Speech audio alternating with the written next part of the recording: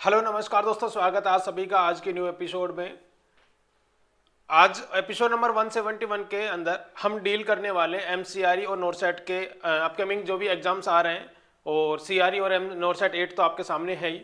तो इनके रिगार्डिंग इन दोनों एग्जाम्स में क्या सिनेरियो बेस्ड क्वेश्चंस देखने को मिलते हैं। एम्स खुद भी इसको लिख कर देता है अपनी एडवर्टाइजमेंट के अंदर, चाहे वो मेंस का पेपर हो, उसमें सिनेरियो बेस्ड ज़्यादातर देखने को मिलता है। और सीआरई तो आपने देखा ही होगा, ठीक है, उसमें क्योंकि उसका जो पैटर्न बनाने वाला है वो भी एम्स ही इसका एग्जाम कंडक्ट कराने वाला है। अब 75 क्वेश्चन उसमें पूछेंगे, तो ले दे के मामला यही है कि उसमें मोस्ट इंपॉर्टेंट चीज़ें, और कहीं न कहीं अब एम्स का पैटर्न भी आपको पता ही होगा, अप्लाइड क्वेश्चन ज़्यादातर हमें देखने को मिलते हैं। तो कहीं न कहीं वो सारी चीज़ें हम डील करने वाले हैं। ये जो मैं सीरीज लेके आया हूँ चक्रव्यूह सीरीज के साथ में, जो मैं क्वेश्चंस करा रहा हूँ, अभी हमने स्टार्ट किया है ऑल ओवर सब्जेक्ट के क्वेश्चंस, जो कहीं न कहीं ज़्यादातर ये बात बताते हैं कि भैया अप्लाइड क्वेश्चंस के अंदर कैसे सोल्व उनको किया जाता है। ठीक है जी, तो चलिए वीडियो को एक बार लाइक कर दे सभी लोग। आई होप कि आपको सारे विजिबिलिटी और ऑडियो सब कुछ क्लियर होगा। हाँ, 60 क्वेश्चंस तक हम यहाँ पर कर चुके थे, और 60 क्वेश्चंस का मैंने आप लोगों से आंसर भी मांगा था कि भैया इसका आंसर क्या है, जो आप लोगों ने सही से आंसर किया था। ठीक है, यस, 2 दिन मेरी क्लास अनफॉर्चुनेटली यहाँ पर ऑफ हो गई थी, टेक्निकल इश्यू बहुत सारे हो जाते हैं कई बार। ठीक है, हाँ, तो चलिए उन बातों को मद्देनजर साइड में करते हुए हम चीज़ों को स्टार्ट करते हैं। क्वेश्चन 60 ये रहा जिसका आंसर आप लोगों ने अच्छे से दिया है। चलिए एक बार देख लेते हैं कि इसका आंसर क्या था। वैसे सभी का आंसर सही भी था, वहां पे देख लेते हैं एक बार क्या है, देखते हैं।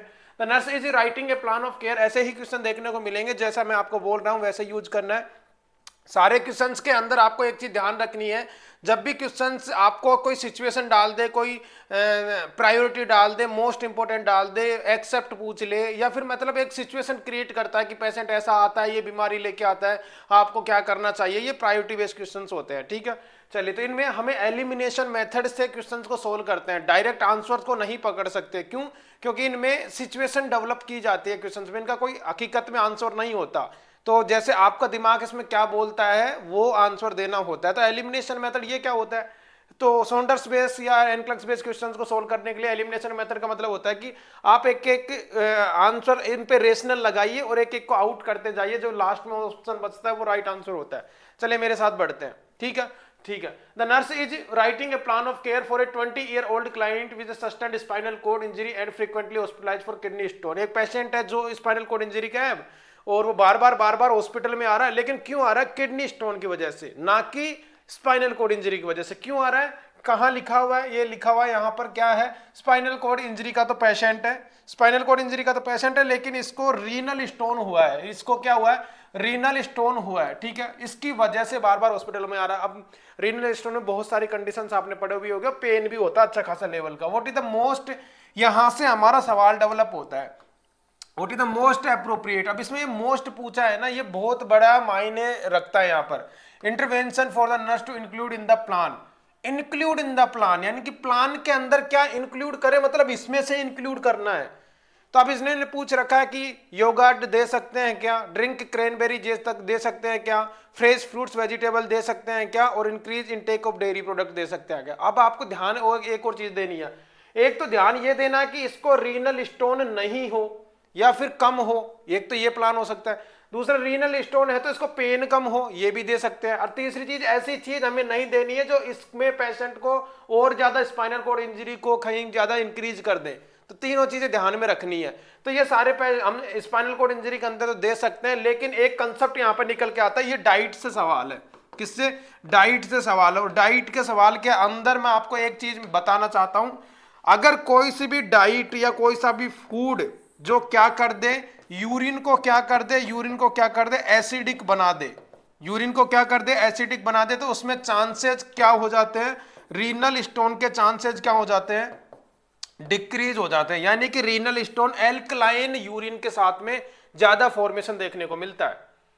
तो ऐसी जितने भी डाइट जो क्या कर दे, हमारे यूरिन को एसिडिक बना दे, पीएच को कम कर दे, एसिडिक बना दे, उस डाइट को हम अगर फॉलो करते हैं तो रीनल स्टोन फॉर्मेशन कम देखने को मिलता है। ये आपने पढ़ा होगा। तो इसमें से एक ही ऑप्शन है जो ये क्या कर देता है, यूरिन को क्या कर देता है, एसिडिक कर देता है, एसिडिक कर देता है, उसकी वजह से ये देखने को मिलता है। इसलिए ये इसका राइट आंसर है। आपको समझ में आ चुका होगा I think. Question option number second is the right answer. चलिए बढ़ते हैं क्वेश्चन नंबर 61 की ओर। हाँ, बहुत अच्छा सवाल आप लोगों के सामने आया कि a client with spinal cord injury tell the nurse that he has difficult recognise the symptoms of urinary tract infection before it's too late. एक क्लाइंट है स्पाइनल कॉर्ड इंजरी का है, अब वो रिकॉग्नाइज नहीं कर पा रहा है कि उसको क्या साइन सिम्टम्स आए यूटीआई के। अब आपने यूटीआई पढ़ा होगा, बिल्कुल सर पढ़ा है। यूटीआई आपने पढ़ा होगा, यूटीआई के बहुत सारे सिम्टम्स हैं। कौन कौन से सिम्टम्स हैं? जैसे आपको भी जनरली अगर यूटीआई हो जाता है, जैसे हम पब्लिक वॉशरूम यूज करते हैं, फीमेल्स को ज्यादा देखने को मिलता है, ठीक है, पब्लिक वॉशरूम यूज करते हैं तो यूरिनेशन ज्यादा देखने को मिलता है, फ्रिक्वेंटली हम यूरिनेशन करने जाते हैं, ठीक है। तो फ्रिक्वेंसी अगर यूरिनेशन की बढ़ जाए तो कई बार सवाल, मान लो छोटे मोटे सवाल भी आ भी जाते हैं कि आरआरबी के अंदर सवाल आएगा कि यूरिन फ्रिक्वेंसी इंक्रीज देखी गई, तो कितनी बार मैं यूरिन करने जाऊं कि मेरी फ्रिक्वेंसी को इंक्रीज बता दे। भाई 2 4 5 बार तो हम भी करते हैं, लेकिन अगर 8 या 8 बार से ज्यादा अगर आप एक दिन का मतलब 24 आवर्स होता है, उससे ज्यादा अगर आप जा रहे हैं तो इंक्रीज फ्रीक्वेंसी मानी जाएगी, ठीक है। ये छोटे मोटे सवाल है, मैं बताता रहूंगा। दूसरी चीज, अगर आपको यूरिन के टाइम पे पेन हो रहा है तो कहीं ना कहीं आपको यूरिनरी इन्फेक्शन हो सकता है। अब ये कैसा पता चलेगा? या तो यूरिन आरएम और सीएच करा लो भाई, माइक्रोस्कोपी या माइक्रो ऑर्गेनिज्म आप कल्चर करा लो या माइक्रो ऑर्गेनिज्म कल्चर करा लो, ठीक है, आरएमसीएच जिसको बोलते हैं। वो तो लैब टेस्ट हो गए, लेकिन आपके भी तो कोई सिम्टम्स होंगे। लेकिन पेशेंट है स्पाइनल कॉर्ड इंजरी का। अब स्पाइनल कॉर्ड इंजरी के अंदर आपने अगर न्यूरो के अंदर पढ़ा होगा तो भैया अगर ये डैमेज हो जाती है, तो मान लो ये यहां से डैमेज हो गई, तो एट द, आपने 2 लाइन जरूर पढ़ी गई, at the site of injury और बिलो द इंजरी, ठीक है। इससे नीचे के साइन सिम्टम्स, इसके नीचे के साइन सिम्टम जहां पे इंजरी हुई है और जहां इसके नीचे के साइन सिम्टम पेशेंट को क्या करता है? पेशेंट रिकॉग्नाइज नहीं कर पाता है। पेशेंट रिकॉग्नाइज नहीं पाता, क्यों? क्योंकि न्यूरो है भाई, ठीक है। क्योंकि स्पाइनल, जैसे यहां पे कोई ऑर्गन है, ये ब्लेडर है, ठीक है, ये क्या है? ब्लेडर है। अगर इस ब्लेडर में कोई सेंसेशन आ रहा है तो ये नर्व के थ्रू जाता है और हमारे ब्रेन के पास में जाता है, तब पता चलता है कि ब्रेन फुल होने लगा है, ठीक है, ब्रेन फुल होने लगा, ब्रेन की अर्ज होने लगी है, सॉरी यूरिन की अर्ज होने लगी है, और हमें क्या कर लेना चाहिए? यूरिन कर लेना चाहिए। अब भाई साहब ये हो गया यहां से ब्रेक, स्पाइनल कॉर्ड में इंजरी हुई। अब इसने एग्जैक्ट तो नहीं बताया कहां हुई है, लेकिन हम मान के चलते हैं कि इंजरी हुई है, ठीक है। तो पेशेंट क्या करेगा पाएगा? यूटीआई के जितने भी साइन सिम्टम्स हैं वो उनको फील ही नहीं कर पाएगा। अब आगे देखते हैं, the nurse explain the client that early symptoms of UTI. अब आपको अर्ली सिम्टम्स ऑफ यूटीआई किसके अंदर बताना है? तो आपको बताना है स्पाइनल कॉर्ड इंजरी के पेशेंट में। कहां लिखा हुआ है ना? यस, आपको कहां बताना? इस वाले पेशेंट में बताना। अब देखो, और क्या बताना है आपको? अर्ली सिम्टम्स बताना है, ठीक है। लोअर बैक पेन, भाई लोअर बैक पेन यूटीआई की वजह से अगर लोअर बैक पेन होने लग गया मतलब पेन स्प्रेड हो रहा है, ये लेट साइन है। पहली बात तो क्या साइन है? लेट साइन है। ओके सर, ये आ गया समझ में। तो ये आंसर नहीं हो सकता क्योंकि इसने अर्ली पूछा है। यस, बर्निंग ऑन यूरिनेशन बिल्कुल पहला सिम्टम्स है, और फ्रीक्वेंसी ऑफ यूरिनेशन बिल्कुल पहला सिम्टम्स है। लेकिन मैंने फिर बोल रहा हूं, ये पेशेंट रिकॉग्नाइज नहीं कर पाएगा, कैन नॉट रिकॉग्नाइज, क्योंकि स्पाइनल कॉर्ड तो इंजर्ड हो चुकी है, उसके सिम्टम्स को पहुंचा ही नहीं पा रही है ब्रेन तक। नेक्स्ट, फीवर, आपको पता होगा इन्फेक्शन का फर्स्ट साइन ही फीवर है, ठीक है। दूसरी चीज, changes in the clarity of urine, मतलब अगर आप आरएम और सीएस करवाओगे पेशेंट को तो इसमें माइक्रो ऑर्गेनिज्म देखने को मिलेंगे, और 1 लाख से ज्यादा माइक्रो ऑर्गेनिज्म अगर प्रेजेंट होते हैं सैंपल के अंदर तो उसको हम इन्फेक्शन की दृष्टि से पॉजिटिव मानते हैं, और ये इस पेशेंट के अंदर पहला साइन है। अगर पेशेंट नॉर्मल है तो ये दोनों साइन पहले साइन होंगे, ठीक है। और इसमें खुद ही देख लो आप, अगर ये साइन है तो ये क्यों नहीं? क्योंकि दोनों एक साथ आएंगे भाई। पेशेंट यूरिन करेगा तभी तो बर्निंग होगा, बिना यूरिन के तो पेशेंट को बर्निंग नहीं होगा। तो ये ऑप्शन है तो ये क्यों नहीं है, और ये है तो ये क्यों नहीं है? इसलिए इन दोनों में अगर दिक्कत है तो ये दोनों ही आंसर नहीं है भाई। बात तो दोनों एक ही तो बोल रहे हैं भाई, बर्निंग कब होगा? जब वो यूरिन करने जाएगा, समझ रहे हो? तो वो यूरिन ही नहीं करने जा रहा, और ये बर्निंग फिर ऐसे कैसे हो जाएगा? इसलिए आप सोच के देखो कि स्पाइनल कॉर्ड वाले पेशेंट में ये फील नहीं हो पाते, ठीक है। 4th is the right answer. चलिए आगे देखते हैं, क्वेश्चन नंबर 63 आप लोगों के सामने आए। सोचना समझना देन आंसर करना कि भाई क्या हो सकता है, ठीक है। चलिए, बहुत अच्छा सवाल आप लोगों के सामने यहाँ पे देखने को मिल रहा है। चलिए, वेरी गुड। हाँ, आई होप कि आपको डिस्प्ले पे एक चीज नजर आ रही होगी। नोटसेट 8 और एससीआरई के लिए हमने एक टेस्ट सीरीज इंक्लूड की हुई थी, जो आपको स्क्रीन पे दिख भी रही होगी, है ना। कितने मार्क्स आ रहे हैं एक बार आप लोग कमेंट बॉक्स में जरूर बताइएगा। जिस दिन भी आपने बताया था अच्छा खासा मैंने रिव्यू भी किया था, ठीक है। या जिसमें इसमें जितने मार्क्स आएंगे उतने ही आपको नोटसेट पे देखने को मिलेंगे, है ना। आगे पीछे नहीं होने वाले हैं, टेंशन ना लीजिए। ठीक है, और आपको सारे क्वेश्चंस अप्लाइड और अमेजिंग क्वेश्चंस तो देखने को मिल ही रहे होंगे। ठीक है, चलिए बढ़ते हैं नेक्स्ट क्वेश्चन की ओर। 63 क्या बोलता है कि a 60-year-old client has a colostomy 4 day ago due to rectal cancer. Rectal cancer हो गई, क्या कर दिया यहां पर, कोलोस्टमी। मोस्ट कॉमन कोलोस्टमी करते हैं वो सिग्मोइड कोलोन के अंदर करते हैं, क्योंकि वहां से कोलोन घूमी हुई रहती है, वहीं पे दिक्कत होती है। चलो ये भी बता दें, किसी दिन जीआई पढ़ाएंगे तो और अभी अच्छे से। ठीक है, having trouble adjusting to it, उसको दिक्कत हो रही है एडजस्ट करने में कोलोस्टमी को। ठीक है, विच nursing diagnosis the most appropriate for this client. Colostomy का पेशेंट है, ठीक है, किसका पेशेंट है, कोलोस्टमी का पेशेंट है। ओके सर, मान लिया। अब इसमें मोस्ट पूछा है और एप्रोप्रिएट फॉर दिस क्लाइंट, क्या मोस्ट नर्सिंग डायग्नोसिस है, देखते हैं। एंजाइटी बिल्कुल फील होगी। ये पेशेंट रहा, पेशेंट को क्या किया आप लोगों ने, पेशेंट को आप लोगों ने क्या किया, कोलोस्टमी का एक बैग लटका दिया, बैग में स्टूल लेके पेशेंट घूम रहा है। ठीक है, बड़ी दिक्कत है। एंजाइटी बिल्कुल पेशेंट को है, सिचुएशनल लो स्टीम बिल्कुल पेशेंट को है, इंपेयर्ड कंफर्ट बिल्कुल पेशेंट को है, डिस्टर्ब बॉडी इमेज सब कुछ है। लेकिन आपको एक डायग्नोसिस बनानी है जिसमें मोस्ट लिखा हुआ है। क्या लिखा है, मोस्ट। अब मैं आपको, आपने अगर कोलोस्टमी पढ़ी होगी तो डेफिनेटली ये सवाल बहुत बार पूछा जा चुका है कि कोलोस्टमी वाले पेशेंट में, जैसे मैं नॉर्मल हूं, अगर मेरे को कोलोस्टमी करते तो कोलोस्टमी बैग मेरे यहां पे बाहर की साइड लटका रहता है, जिसमें गैस फॉर्मेशन भी होती है, स्टोमा बना के वो लटकाया जाता है। ठीक है, यस, और उसमें से स्टूल भी उसको खाली भी करना पड़ता है, 1/3 फ्री हो जाता है, 1 सेकेंड बढ़ जाता है तो खाली नहीं भी करना पड़ता है। ठीक है, तो उस कंडीशन में पेशेंट को सबसे बड़ी जो दिक्कत होती है वो ये होती है, डिस्टर्ब बॉडी इमेज। इसकी वजह से ही ये होता है, इसकी वजह से ये होता है, इसी की वजह से ये होता है। ये पता नहीं तो आज के बाद में पता रखना, पेशेंट को ऐसा लगता है कि मेरी बॉडी के साथ में ये क्या हो चुका है। ठीक है, पेशेंट नॉर्मल इस इंसान के साथ में बैठना भी पसंद नहीं करते, क्योंकि भाई आप समझ रहे हो ना, स्टूल को कौन देखना चाहेगा, है ना। तो ये इंपॉर्टेंट है, पहले तो हाईलाइट कर लीजिए सारे लोग। 64 में क्या लिखा हुआ है कि a nurse is approach A client with a recent colostomy. देखो कोलोस्टमी से सवाल अगर जीआई से पूछा गया तो रीनल स्टोन और कोलोस्टमी और इन्फ्लामेटरी बाउल सिंड्रोम, इनसे सवाल आते हैं, और एक लीवर सिरोसिस। ठीक है, लीवर सिरोसिस तो बहुत अच्छा सा है, 4-5 चीजें होती है सब, क्योंकि मल्टीपल सिस्टम फेल होते हैं लीवर सिरोसिस के अंदर, है ना। आपका इधर से हार्ट हुआ, लंग्स हुआ, रीनल हुआ और लीवर हुआ, अगर इनमें कोई भी दिक्कत होती है तो मल्टी सिस्टम फेल्योर हमें देखने को मिलते हैं। बहुत बढ़िया, ठीक है। चलिए 64 क्या बोलता है कि nurse is approach A client with A recent colostomy for routine assessment and find him tearful. Colostomy, जैसे इसी पेशेंट को ले लो, पुराने वाले को, उसको कोलोस्टमी हुई है, कोलोस्टमी तो हो गई, अब वो रोने लग गया जब उसका असेसमेंट किया गया है, रोने लग गया। जैसे क्यों रोने लग गया, हो गया पेशेंट क्यों रोने लग गया, देखो एंजाइटी हो रही है बेचारे को, सेल्फ स्टीम गिरी हुई है, बॉडी इमेज पूरी की पूरी डिस्टर्ब है, तो वो रोने लग गया जब एक नर्सिंग स्टाफ उसके पास पहुंचा। ठीक है, what is the most appropriate intervention bye the nurse. अब जैसे कोई पेशेंट रोने लग गया तो आप एक बार पूछेंगे तो सही ना, आपके सामने कोई इंसान रोने लग जाता तो आप एक बार पूछेंगे ना कि भाई तुझे क्या हुआ। नहीं भाई कोलोस्टमी तो हुआ है, ये तो आपको भी पता है, लेकिन कोई और भी दिक्कत है क्या, क्या पता वो कुछ और बोले, तो इस पूछने के लिए आपको आप पूछेंगे उससे कि क्या हुआ, और यही हमारा आंसर है। देखो यहाँ पे क्या लिखा हुआ है, पेशेंट के सामने चुपचाप बैठो, ठीक है, क्लाइंट से पूछो कि if he had like to talk about the anything, क्या आप कुछ मुझे बताना चाहेंगे कि आप क्या फील कर रहे हैं इसलिए रो रहे हैं। और ये है ओपन एंडेड क्वेश्चन, ये है ओपन एंडेड क्वेश्चन। ठीक है, ओपन एंडेड क्वेश्चन से ये पता हमें लग जाता है कि पेशेंट अपनी फीलिंग को एक्सप्लोर करता है। पेशेंट क्या करता है, अपनी फीलिंग को एक्सप्लोर करता है, और यही हमारा राइट आंसर। इसमें बहुत सारी सिचुएशन हमें पता लगेगी कि पेशेंट रो क्यों रहा है, किस चीज को लेके रो रहा है, किस चीज को लेके पेशेंट रो रहा है। क्या पता पेशेंट इसलिए बोल रहे हो कि मेरी बॉडी इमेज डिस्टर्ब हो चुकी है, पेशेंट इसलिए रो रहा है, क्या पता उसको पेन हो रहा है, पेशेंट इसलिए रो रहा है कि उसको बहुत बेकार लग रहा है, पेशेंट इसलिए रो रहा हो कि उसको ऐसा लग रहा है कि मैं अब शायद जीऊंगा ही नहीं, पेशेंट को क्या पता मृत्यु का डर हो, बहुत सारी दिक्कत हो सकती है ना।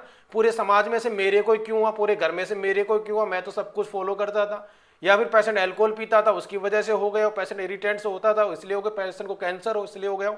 रोने के बहुत सारे तरीके होते, तो ये कब बताएगा पेशेंट, ये पेशेंट कब बताएगा, जब पेशेंट ये बताएगा कि आपके सामने, कब बता पाएगा, जब आप उससे पूछेंगे तो ही वो बता पाएगा। तो इसलिए इसका भी राइट आंसर क्या देखने को मिलेगा, यहाँ पर 4th ही हमें इसका राइट आंसर देखने को मिलेगा। ठीक है जी, चलिए बहुत बढ़िया। क्वेश्चन नंबर नेक्स्ट की बात करूं 65, इंपॉर्टेंट है, अच्छा सवाल आप लोगों के सामने यहाँ पर देखने को मिला। ऐसे ही सवाल आप लोगों को मैं आज बोल रहा हूं, जिस दिन एग्जाम हो जाए तब मैं बोलूंगा, ऐसे ही सवाल देखने को मिलेंगे। सिंगल लाइन सवाल बहुत कम रेशो होता है, हालांकि आते हैं लेकिन वो सबको आते हैं, ठीक है। आपको पास होना होगा तो आपको ऐसे ही सवालों की ओर बढ़ना होगा। देखते हैं, after a review of colostomy care, colostomy care की रिव्यू करने के बाद में, कोलोस्टमी केयर के रिव्यू करने के बाद में, ओके, क्या लिखा हुआ देखते हैं। A client tell the nurse he does not know if he will be able to care for himself at home without help. What is the most appropriate intervention by the nurse? अब ये देखो, ऐसे लग रहा है ना कि colostomy वाले पेशेंट को पहले क्या हुआ, डिस्टर्ब बॉडी इमेज हुआ, फिर वो रोने लग गया, अब असेसमेंट भी हो गया। देखो क्वेश्चंस भी कैसे आगे से आगे पूछते हुए नजर आ रहे हैं हमें, ठीक है। हाँ, तो after a review of colostomy care, client tell the nurse, client ने नर्स से पूछा कि does not know if he able to care of himself, कि मैं अपनी इसकी स्टोमा की केयर नहीं कर पाऊंगा। ठीक है भाई, नहीं कर पाएगा तो what is the most appropriate. अब आप घर पे हो, आपको कोलोस्टमी बिल्कुल घर पे भी की जा सकती है, ठीक है। कोलोस्टमी का घर पे भी भेज दिया जाता है पेशेंट को केयर करने के लिए। उसने मना कर दिया कि भाई मुझसे नहीं हो पाएगा, नहीं हो पाएगा तो कोई बात नहीं, एक स्टाफ इसके लिए लगा देते जिसको होम केयर बोलते हैं, आजकल प्राइवेट स्टाफ अवेलेबल होता है। तो ये याद, review care with the client again, दोबारा से क्लाइंट को समझा दो। प्रोवाइड रिटर्न इंस्ट्रक्शन, लिख के दे दो कि सबसे पहले ये करे, दोबारा ये करे, तिबारा ये करे, पैसे पड़ेगा, थोड़ी कोई स्पेशल इंस्ट्रक्शन थोड़ी होते हैं। Ask the client if there anyone can help, client पूछो कि कोई और दूसरा इंसान इसके हेल्प कर सकता है क्या। पहली बात तो चलो ठीक है, मान लिया। Arrange for home health care visit, अब देखो इसमें तो कोई सा भी इंसान को बोला गया है और इसमें हेल्थ केयर को बोला गया, तो दोनों में से कौन सही केयर देगा, दोनों में से कौन सही केयर देगा, ये कि आपके लिए एक प्राइवेट हम यहाँ पर वो अरेंज कर देते। देखो पैसे तो देने ही पड़ेंगे, ऐसे नहीं कि बिना पैसे के अरेंज हो जाएगा, पैसे तो देने पड़ेंगे, लेकिन हेल्थ केयर अब इसका असेसमेंट भी करेगा, इसकी केयर भी करेगा। देखा ही होगा बेड रिडन पेशेंट को ये भी करते हैं, ठीक है, बहुत बढ़िया। चलिए, एक इंफॉर्मेशन आप लोगों के सामने आई है, बैच नंबर 32, जो आपके अपकमिंग जो ईयर होने वाला, अपकमिंग के बाद में जो नोटसेट होने वाला, नोटसेट 9, ठीक है, उसके लिए ये बैच है। जो बैच पूरी तरीके से, ऐसा नहीं है नोटसेट के लिए बना हुआ है, कंप्लीट बैच बना हुआ है जो ऑफलाइन और ऑनलाइन दोनों तरीके से है। डेमो क्लासेज इसकी 3 मार्च से स्टार्ट होने वाली और रजिस्ट्रेशन स्टिल ओपन है अभी, ठीक है। जो लोग प्रीवियस बैच के अंदर बोल रहे थे कि सर हमें तो यहाँ पर मॉर्निंग बैच चाहिए, तो ये मॉर्निंग बैच ही बनाया गया, जिसका टाइम 8:30 से 1:30 बजे तक के है। ये हमारा एड्रेस है, यहाँ पर आप कॉल कर सकते हैं। ऑनलाइन बच्चों के लिए सेम ही होगा, सेम क्लास, हाइब्रिड क्लास होती है, सेम क्लास ही आपको रिकॉर्ड होंगी, लाइव होंगी। पहले लाइव होंगी, सारी क्लासेस लाइव देखने को मिलेंगी, उसके बाद वो क्लास रिकॉर्ड हो जाती है। 1 साल तक आप, साल भर तक आप क्या कर सकते हैं, देख सकते हैं क्लासेस को, मल्टीपल टाइम प्ले कर सकते हैं, ठीक है। यस, मैं गारंटी देता हूं सारी की सारी फैकल्टी मल्टीपल सेलेक्टेड फैकल्टी ही होंगी, कोई भी फ्रेशर आपको आके नहीं पढ़ाएगा या नॉन सेलेक्टेड टीचर आपको नहीं पढ़ाएगा, ठीक है। सारे ही टीचर सेलेक्टेड पढ़ाएंगे, जो अपने अपने मल्टीपल टाइम वो सेलेक्टेड भी है। एक बार आप डेमो लेके देखें तभी आपको पता चलेगा कि कौन सा टीचर क्या पढ़ाता है, ठीक है। यस, यहाँ पर रेट भी लिखी हुई है, प्राइस लिखी हुई है, टाइमिंग लिखा हुआ, सब कुछ यहाँ पे है, ठीक है। वीडियो 1 साल तक सेव होता है, किन के लिए सेव होता है, जो ऑनलाइन क्लासेज के अंदर है। डन, चलिए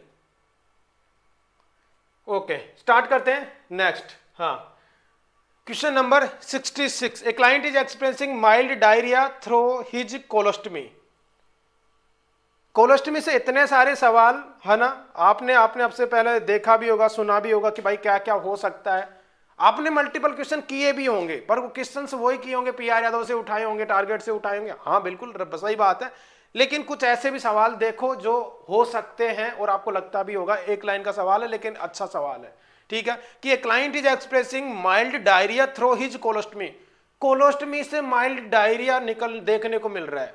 भाई कोलोस्टमी का मतलब तो शायद आप लोगों को समझ में आ रहा होगा, ठीक है। कोलोस्टमी का मतलब तो आप लोगों को समझ में आ रहा होगा ना, ये तो समझ में आ रहा कि ये आपके इंटेस्टाइन है, ठीक है। इंटेस्टाइन को ब्रेक करके हम इसको बाहर निकाल देते हैं, बाहर पाउच लगा देते हैं, ठीक है। अब पता नहीं, बहुत सारे रीजन हो सकते हैं इसके, इंटेस्टाइन में ब्लॉक हो गई, कैंसर हो गया, अडेशन हो गया, ठीक है, बहुत सारे रीजन हो सकते हैं, USG से पता लगता है, ठीक है। चलो इतना आ गया समझ में, ओके।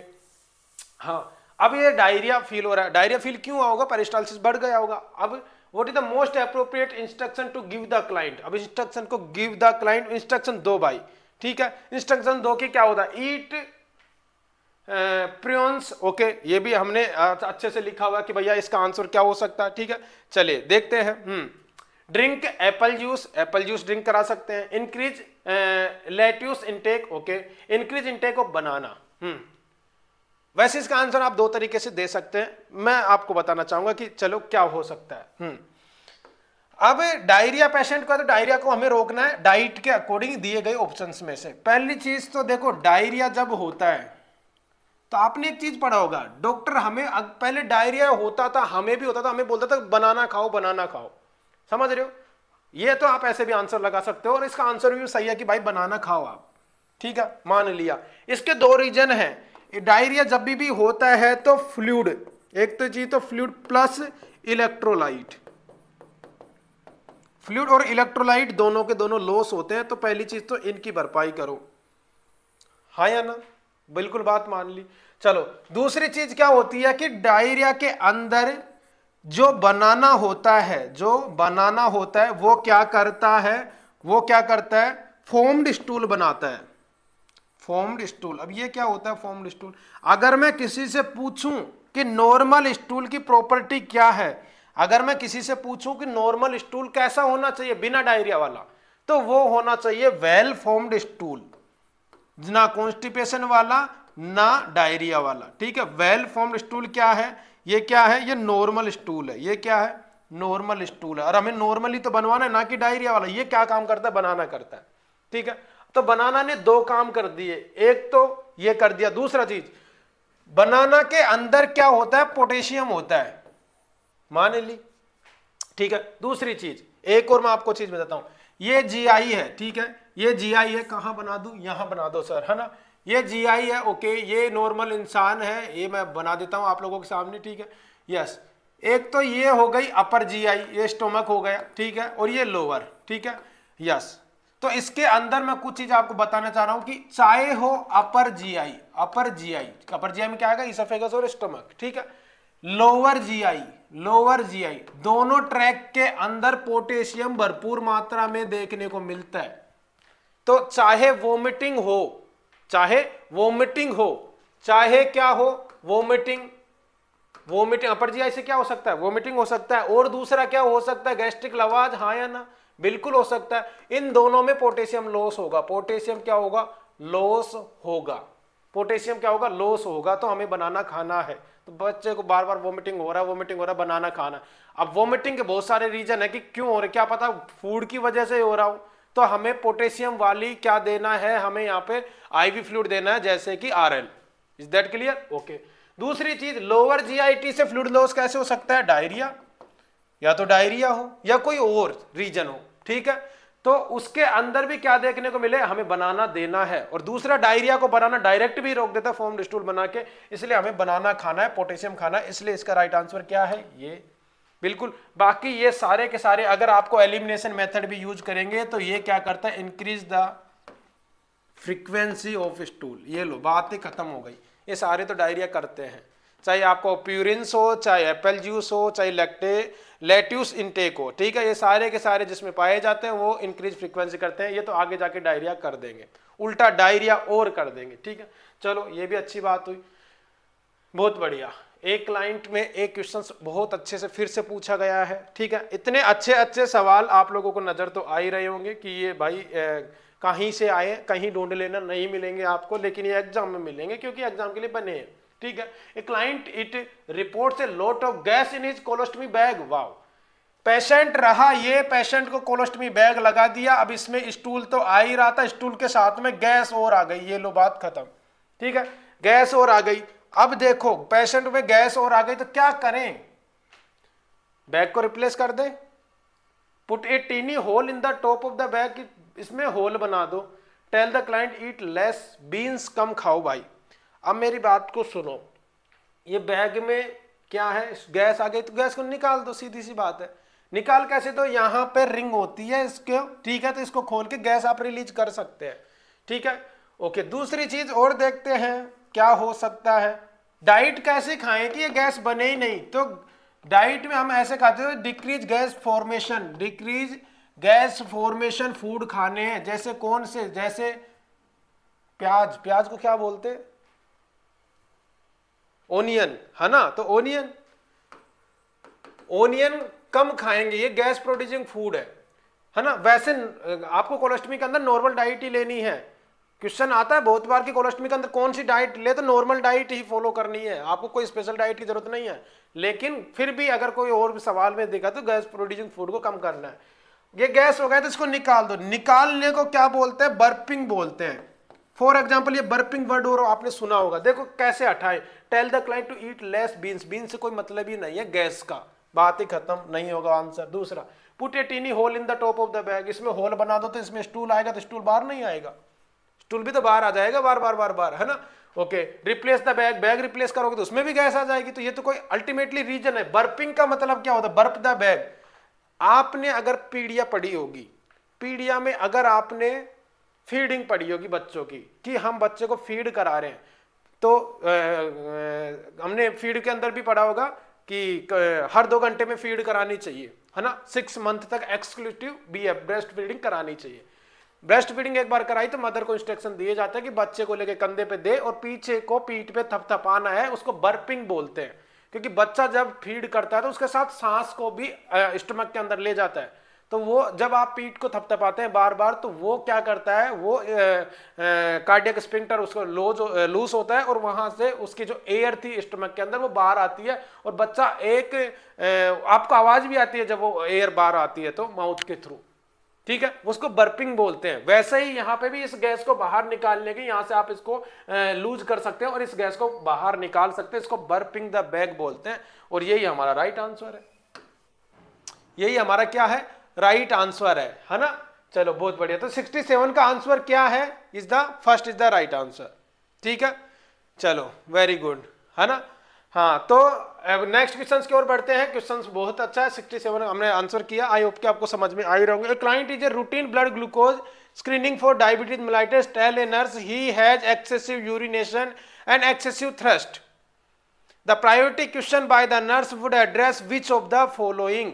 ठीक है, अच्छा सवाल है, अच्छे से समझ में आया भी होगा। सीधा सा सवाल है, आंसर तो आप लोग कर ही सकते हैं कि भैया इसका आंसर क्या जाएगा। ठीक है, चलिए देखते हैं क्या पूछा गया है कि क्लाइंट किसका, ब्लड ग्लूकोज, यानी कि पेशेंट ब्लड ग्लूकोज के लिए चला गया। नॉर्मल पेशेंट था, ब्लड ग्लूकोज करा रहे थे, ठीक है, भेज दिया है सैंपल, लेकिन स्क्रीनिंग करा रहे थे, है ना। स्क्रीनिंग करा रहा, अभी कंप्लीट इसको नहीं पता चला कि इसको डायबिटीज है, ठीक है। स्क्रीनिंग टेस्ट के लिए चलिए चला गया।